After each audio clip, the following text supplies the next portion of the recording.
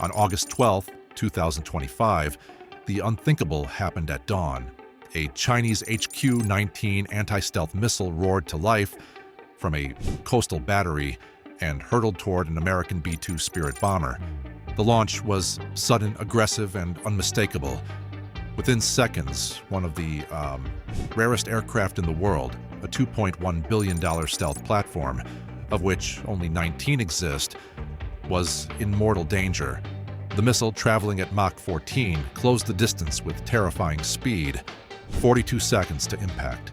Designed to kill what radar cannot see, the HQ-19 locked onto the faint echo of the bomber's radar cross-section, a faint blip no larger than a bird. But it was enough. Inside the cockpit of the Spirit, alarms flared, threat displays lit red. The crew had less than a minute to react. The bomber banked sharply, releasing electronic countermeasures that distorted its radar return. Flares and jammers confused the missile's seeker, and then, just seconds from intercept, the HQ-19 lost lock. It detonated prematurely in a flash of white light, harmlessly high above the South China Sea. The B-2 survived, but the attack changed everything. In Washington, alarms spread through Indo-Pacific Command. The Scarborough Shoal incident was no misunderstanding. This was an unprovoked launch at an American bomber in international airspace. Within minutes, secure channels lit up. The question was not if the United States would respond, but how. And the answer would come in the form of Operation Iron Dagger, a strike designed to erase the exact missile base that dared to fire on America's most prized bomber. The moment the B-2's pilot confirmed survival, a priority flash report moved through encrypted channels to Indo-Pacific Command in Hawaii. Within minutes, satellite imagery pinpointed the launch site, a hardened coastal base 142 nautical miles from Scarborough Shoal, buried behind blast walls and reinforced concrete. The data left no doubt. The missile's signature matched the HQ-19, one of Beijing's most advanced long-range interceptors. Firing, it was not an accident. It was a deliberate strike against an American aircraft operating in international airspace. Inside the Situation Room, the facts were laid bare. A single B-2 represents 10% of America's stealth bomber fleet. Losing one would not only cost $2.1 billion in hardware, it would shatter credibility in the Pacific. China had crossed a line. The meeting lasted less than 3 minutes. By 9:57 a.m. Washington time, the president authorized a limited precision strike. Its objectives were crystal clear: destroy the HQ-19 launchers, cripple the radar dome, collapse the command bunker. The order carried a code name, Operation Iron Dagger. It would not be symbolic. It would not be gradual. The strike would erase the missile base from the map in less than 90 seconds of bombs on target. Back in Guam and aboard the USS Ronald Reagan, air crews received their briefings. Pilots were told one thing: you will fly into history. Iron Dagger's outline was already forming. 2 B-2 Spirits, armed with deep penetrating JDAMs, a screen of stealth fighters to suppress radars, tankers to sustain the 9-hour round trip, and a wave of electronic deception drones to blind Chinese early warning systems. The clock was ticking. 6 hours to launch. By 10:15 a.m. local time, the skeleton of Operation Iron Dagger was locked into Indo-Pacific Command's mission board. This was no warning shot. This was a coordinated strike designed to obliterate the HQ-19 site with precision and leave no doubt about U.S. resolve. At the heart of the plan were 2 B-2 Spirits, call signs Nightfall 1 and Nightfall 2. Between them, they carried 16 GBU, 31V, 3B JDAMs, each a 2,000-pound hardened penetrator, accurate within 10 meters, enough to turn reinforced bunkers into rubble. Supporting them were 2 F-35C Lightning IIs. Their AESA radar systems could track 1,000 targets simultaneously, while their AGM-88G anti-radiation missiles were primed to silence any hostile radar that switched on during the run. Keeping the bombers airborne required 2 KC-46A Pegasus tankers, each carrying over 200,000 pounds of fuel. Without them, the B-2's 6,000 nautical mile journey would be impossible. But Iron Dagger wasn't just brute force, it was deception. From the deck of the USS Ronald Reagan, 8 FA-18E Super Hornets prepared to launch 32 ADM-160M ALDJ decoys. Each would mimic the radar signature of a B-52 bomber while blasting jamming signals into Chinese early warning bands. On radar screens, it would look like an entire wing of heavy bombers charging in from the east. Electronic warfare support came from EA-18G Growlers. Their job, Project Broadband jamming across 150 miles, disrupting Chinese communications and blinding early warning networks. The attack would hit from 3 directions at once, mauled decoys approaching from the east, F-35s sweeping in low from the south, and the B-2s threading in from the southwest through a radar corridor where their signature would appear smaller than a golf ball. By T-4 hours, every aircraft was airborne. Somewhere on the Chinese coast, an HQ-19 battery sat silent, unaware that $6 billion worth of stealth aircraft, 80,000 pounds of ordnance, and over 1 million pounds of jet fuel were already committed to erasing it from existence. By 2:03 a.m. local time, the strike package crossed the commit line in the Philippine Sea. The operation was now live. On Chinese radar screens, chaos unfolded. 32 mauled decoys, launched from the Super Hornets, fanned out and projected the signatures of full-sized B-52 bombers.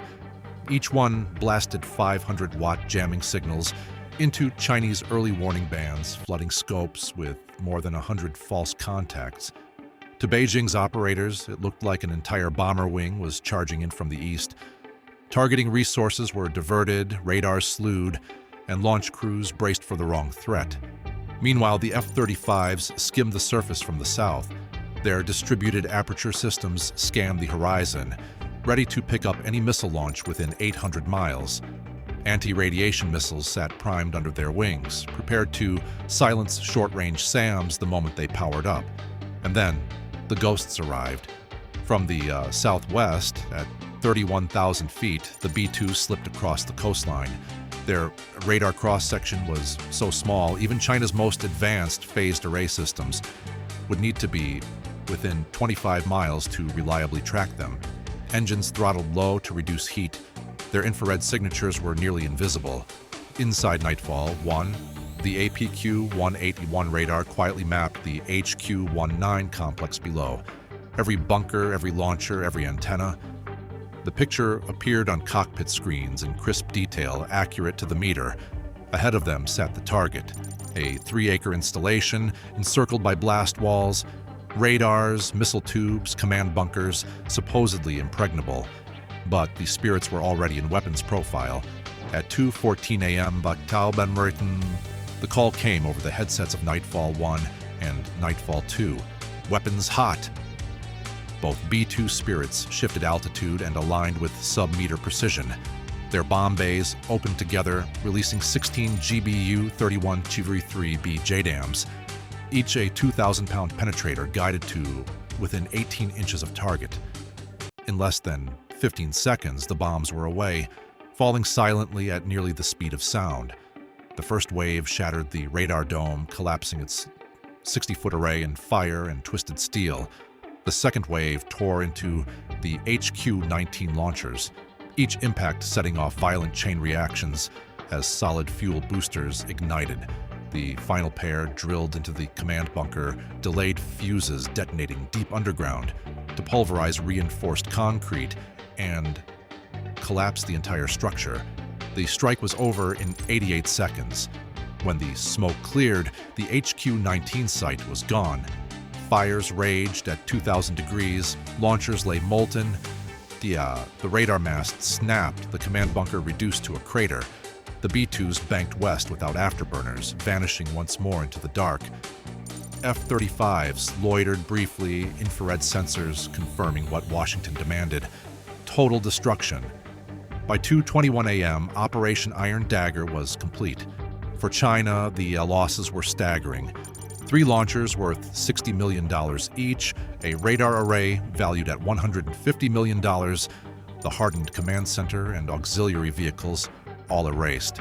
In under 2 minutes, $350 to $400 million in assets were gone.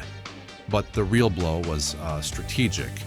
A 120-mile gap opened in China's coastal defense grid, leaving one of the busiest maritime corridors in the South China Sea exposed. For the United States, that gap was opportunity. What began at 9:42 a.m. with a missile aimed at a B-2 Spirit ended before nightfall with Dees, one of China's most advanced missile bases, reduced to rubble. By 3:07 a.m., the strike package had cleared the danger zone. Satellites confirmed what the F-35s already saw. The HQ-19 site was now a smoking scar on China's coastline. The Pentagon's verdict came within hours: total kill, the radar blinded, launchers shredded, command bunker collapsed. China's most advanced anti-stealth battery was gone. For Washington, it was more than retaliation. It was a demonstration. At 3:15 a.m., the president spoke, backed by satellite images and radar logs. His words were blunt. An American aircraft had been attacked in international airspace, and the U.S. had responded with precision and within its rights under Article 51 of the United Nations Charter. Allies responded within hours. The Philippines, Japan, and Australia condemned China's launch as reckless. Markets dipped, then quickly rebounded. Once it became clear the U.S. strike was limited, precise, and controlled, punishment, not escalation. Inside China's Eastern Theater Command, panic spread. HQ-19 units were pulled back inland, frequencies shifted, satellites repositioned. But humiliation lingered. Images of the wreckage leaked before sensors could erase them. The world had already seen it. The message was clear. China's strongest defenses could be silenced in minutes. By sunrise, the two B-2 Spirits were back in Guam. Engines cooling, crews silent. Their 9-hour mission had rewritten Deterrence in the Pacific. The cost was staggering. $350 million in launchers, radars, and bunkers destroyed in under 2 minutes. A $2.1 billion bomber returned untouched, and a blind spot opened in China's coastal defenses. For Washington, it proved stealth remains unmatched, joint force integration decisive, and political will the ultimate weapon. For Beijing, it was humiliation. Their prized anti-stealth system failed its first real test, and the world saw it. Allies from Manila to Tokyo viewed the strike as reassurance. Deterrence in the Pacific, once questioned, was suddenly credible again. The Scarborough incident will be studied for years as proof that precision and planning can outweigh sheer numbers. For China, it was a warning. For the United States, a statement. And for the world, a reminder. When America chooses to strike, the battle can be over before it begins.